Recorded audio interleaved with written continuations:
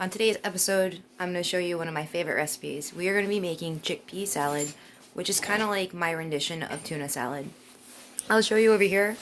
Already in the bowl, I have my chickpeas in there. I put some salt and pepper, some oregano, and some garlic in there. And then I also chopped up some onion. What I'm going to do now is I'm going to take a fork, because I find the best way to kind of mash up the chickpeas so that they actually have the consistency of tuna is to use a fork. I have my onions already cut up. What I like to do is I do like to put onions, peppers, and celery into my chickpea salad. Unfortunately, I don't have any celery right now, so I'm going to be using my onions. Now, I'm going to do something a little bit different today than what I normally do when I make this. I want the onions to really bring out the flavor in the chickpeas. So I've chopped up the onions. I'm going to put it in the chickpeas before I actually start mashing up the chickpeas. This is something new that I'm going to try today for the first time, just to see if I can get that flavor to really accentuate the chickpeas. Now, if you're not a fan of onions, obviously you're not going to want to use onions, and you can use your artistic license to really do whatever you want with this recipe. I like oregano, and I like to put the salt and pepper in there to mush it up just so that it brings out the flavor of the chickpeas, because in my experience, when I don't do that, the chickpeas kind of have a bland flavor. As you can see here, I have my green bell peppers chopped up. I like them chopped up like this. I like them a little bit thinner than that, but the knife that I was using would have been kind of a hassle. And then I have my chickpea salad ready. It's mushed as much as I like it to be.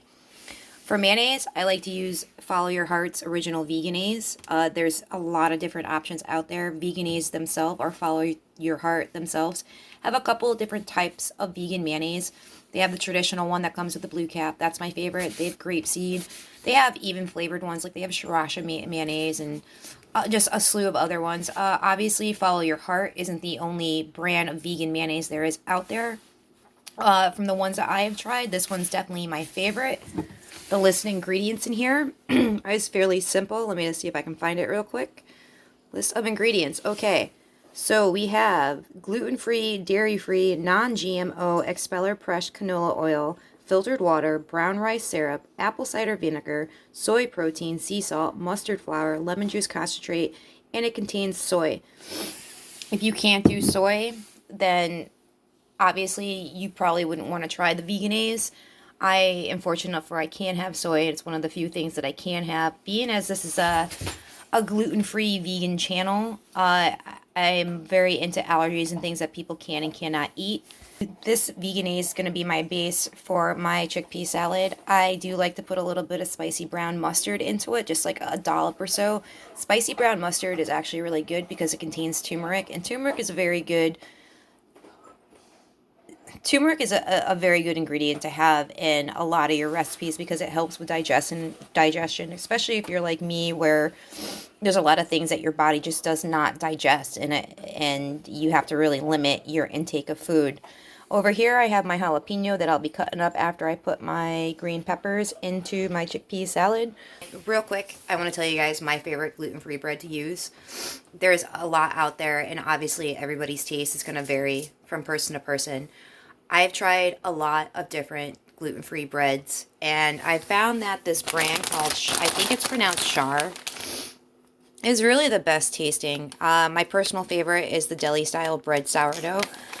I'm going to be taking this today. I mean, the bread tastes good whether you toast it or not. I like it toasted. I don't have a toaster.